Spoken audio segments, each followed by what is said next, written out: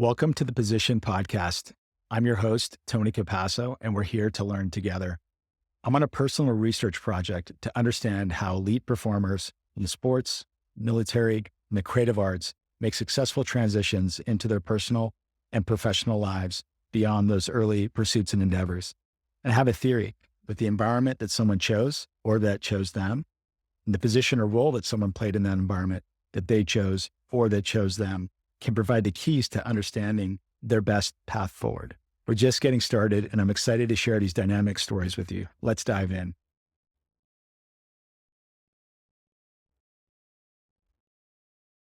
If there are entrepreneurs listening that have been heads down, running a million miles an hour, and maybe not picking their head up to see maybe what's going on the other side, what is one or two things that they might want to be aware of what's happening on the investor side that they could be more in tune with, that they might not even be oblivious to because they're just so heads down blasting and not being curious about it? Well, not every investor is created equal, so I have to be careful with what I say, 'cause I don't think this applies to everybody, but one is the greatest way investors get access to future opportunities is them sending entrepreneurs their way or their praise of how well they do. Be honest about whether the investors are helpful or not, because the good guys or the good women deserve to keep winning, and the shitty investors deserve to be called out. Don't worry about your fucking reputation. Worry about telling the truth. There's enough investors out there. This is also something that a lot of people don't do. I think that understanding that, at the end of the day, it's not our money. It's our LP's capital. We have a fiduciary.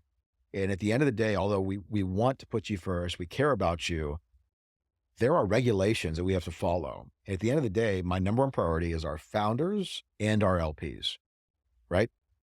I am never going to ever, and a lot of founders are trying to put themselves around investors that will blindly kind of do what's best for them over what's best for their LPs. What's best for them should always be what's best for the LPs. What's best for the company is best for everybody, right? And so, I would not want to put anybody around the cap table who's managing other people's money, who I believe is going to potentially hurt their LPs to make me happy, because the incentive's not aligned. Yeah. Right. That'd be a big red flag to me.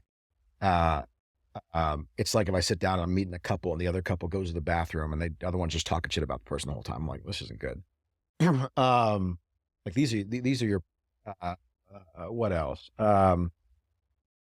It's different running a fund versus building a firm. People who build firms are entrepreneurs. People who run funds aren't, right? I'm an entrepreneur who's choosing to exercise my entrepreneurial ability through this vehicle. So the same shit they're dealing with, a lot of the same things they think about. How do I scale profitably? How do I expand the team? How do I solve this problem for more people? Except for we're in a much more highly commoditized space than these individual companies are. We're trying to build something special here too. And the reality is, if the companies don't perform, we don't raise the next fund. It's not guaranteed, right? We don't get to hire the other people that we need on the team. And so I think it's important to understand, to get the most out of your investor and to get the most out of your founder, you need to understand what they're solving for, what they're dealing with, right? And the reality is, we are a early stage company that is stable, trying to become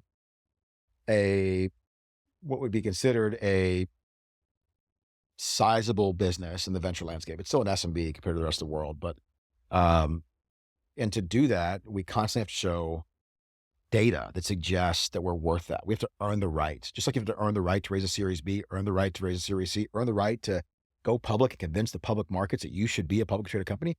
We have to earn the right to raise our second fund, to raise our third fund, to raise our fourth fund, to raise our fifth fund. I have to earn the right to get certain types of people to want to come work with me, right? And I don't think that most people, I think empathy is wildly needed in all aspects of life, right? You don't see it right now between the Palestinian people and the Israelis. We don't see it between the left and the right in the US. It's just a really important thing to have. You don't have to agree, but you got to at least understand the objective, right? Well, and maybe it makes me think, a great entrepreneur, obviously for them to be successful, well, what would be the top two or three things they need to do? Well, they need to set a vision, like you talked about, and have a clear vision. And probably number two or number three on that would be assembling the right team. right? And part of that team is the investors, right, that are involved in that for sure.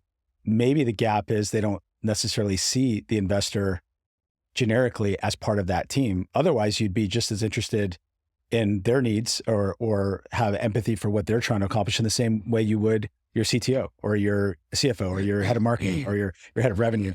And maybe that's because to continue to pull on that thread, those relationships historically have been, or at scale, like transactional and not relational, right? Surface level and not depth. So maybe that's a paradigm you're shifting in the way you guys are operating, which is probably why you have the kinds of relationships you have with the investors or with the entrepreneurs you work with, because you've managed to break through that barrier where they see you because you see them. Does that make sense? So in some ways, it's something reciprocal going on here. It kind of starts on both sides as well. Does that make sense? Yeah. If an investor comes in transactional, well, you are going to get transaction back. If you come in with your energy. And some founders are transactional no matter what. Right. And some investors are transactional no matter what. Yeah. I think that also to see somebody else clearly, in my opinion, you have to be able to see yourself. And then for anybody else to be able to see you, I think you have to also have a pretty deep understanding of yourself, because a lot of times they're focused 100% on their business. You have to be an effective and clear communicator about what you need or who you are, what you want. If you're not effective or a clear communicator, that's not going to go very well. And it's really hard to communicate who you are if you don't know. And no one fully knows, but like if you don't at least have some direction, some like inkling of what it is that you're trying to go achieve, right? Just like it's hard to walk in and raise money for a company when you can't clearly explain what you're trying to go do. I think that when it comes to founders and what we look for, founders are inherently like tunnel vision, right? They're a dog on a bone. They're a Belgian Malinois, right? On a bone, and you cannot get them off their mission, right? And so what we look for it's to say it like simplistically is like the want to, the have to, the able to, and the get to, right? And so like the want to is like the strong desire to go do something, to have to go do this, right? So want to is desire. Have to is obligation. Like, not only do I want to do this, I have to do this. If I don't do this, I'm going to be in pain. Like I took the wrong step in life. The able to is the capacity and the capability to do it, right? And the get to is the privilege. I think most investors, right? So like understanding, like, I don't have to do this. Not only is it an obligation, but I get to wake up every day and go do this. How lucky am I, right? You have to be nuts to want to go build a company from scratch. It's painful. It's thankless a lot of the way. And the payoffs at the end, there's a lot of mini payoffs along the way, and most never get the payoff. Like, most people can go figure out a lot of ways to make money easier, but you're driven by some other thing, typically. And to be fair, you have to be a little bit crazy to want to work with these people your entire life. Like, that I want to work with a bunch of people like that. What does that say about me? Right?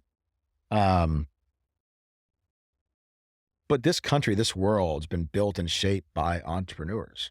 Problems, that's who they're solved by. Whether you're a scientist or, in the agriculture space, whatever it is, like, the things that we have and the privileges that we have were created by innovators, entrepreneurs. And so I don't see any better way for me to use my time here than around trying to like help raise a decent human and trying to help support decent initiatives that can solve real problems. I think most investors strongly focus on the want to and the have to, but the capability and capacity, the able to, earlier you are, is really hard to prove. So it takes a lot of work to go dig deep down and figure out, like, do they actually, like, because I can tell you anything I want to tell you about myself and make it pretty convincing. Do they actually have what it takes? And if you don't have much experience, it's pretty hard to go figure out. And the reality is the amount of diligence or digging it takes to even go figure out if they have those traits, nobody does. Why would you? It's a pain in the ass. And the reality is, like, if you're doing 100 companies, it doesn't, like, just close enough, write a check, whatever it is. If it does well, we'll write more. And a lot of these funds are large enough where they can do that. And then I feel like almost nobody that I've met ever focuses on the get to. Like, I don't want someone entitled. I don't want someone who's like a wannapreneur. I want someone who understands. Like Jeremy, every morning when he woke up, understood how much of a privilege, as painful as it was, to be sitting in the Andela seat, to have the chance to go build this company and solve the problem he was trying to solve. Ross gets the same thing at Zen Business. Dimitri, every single day, right? Like, because what that allows you to do is what a lot of other people would complain about. Like, I never complain about parenting Asher. Ever. Have you ever heard me complain about parenting Asher? No. There's other things I complain about that are adjacent. But like, it is the greatest privilege for me. It's a mindset. Like, to me, it's a privilege to be able to help raise this child in partnership, right? There's other people in his life, his teachers, his mom. There's nothing about it that feels like something I have to do. I didn't have to have a kid, right? It's a different mindset. When you wake up and you feel privileged, like you get to do it versus you have to do it. Even if there's some things you have to do, it allows you to process things differently. It gives you a certain level of juice and almost like an optimism that you have when you're going through this journey, versus waking up, like when I wake up and he's up at 6:30 in the morning, in my mind, it's not, I have to get up. It's like, fuck yeah, I get to go teach him something today. When he has a meltdown on the mountain when we're hiking, like for me, it's like, I was with this guy who was a founder. He had one meltdown when we were in Whitefish climbing a mountain where he was like, I don't want to do it.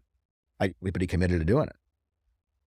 And I was like, hey, listen, I love you. We made this decision. We're doing it. I don't care if it takes us 8 hours.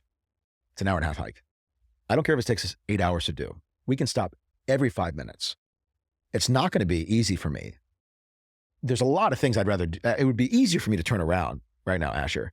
But what do you think I would teach you if I turned around right now with you crying, saying you don't want to go do this walk? And he said to me, he's like, that my whining will get what I want. I go, right.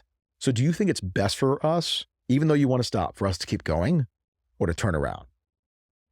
What would make me happier right now? I didn't ask what makes you happier. What do you think's best for you? You tell me. I'm going to defer to you. What's best for me is we keep going. And we're going to keep going. And that hike, we were supposed to meet Dave, our mutual friend Dave, afterwards. We were an hour late to his house. I planned plenty of time to get there because what should have been an 1.5 hour hike took us 4 hours. I didn't make him feel bad for stopping. And the entire walk down, all he kept saying was how happy he is that he did it, how proud of himself he is, that it was the right thing to do, that it was better. And then we played the tape recently on the walk down where he was able to comprehend it versus on the walk up, where it took time with him getting regulated. The reality is that like, he just in that moment was like, yeah, I know we drove 45 minutes for this hike. So we drove out to the hike, we got ready, 10 minutes up, he's like, I don't want to do it. I'm like, dude, we have sunlight in Whitefish, Montana till 11 p.m. So we got all day. We got there at 2. Like, we can go. Yeah, we can go all day. And so most parents, I'm not trying to give myself credit here, most people, if that's what they're faced with, it's just easier to turn around. Who wants to fucking do with that? But for me, I was like, and that was my original, but by the way, like even for me, my original thought is, should I just turn this fucking thing around and let's go get some ice cream or whatever, right? But within about 20, 30 seconds in my mind, I'm like, okay, this is an opportunity. It's an opportunity to show him what he's capable of.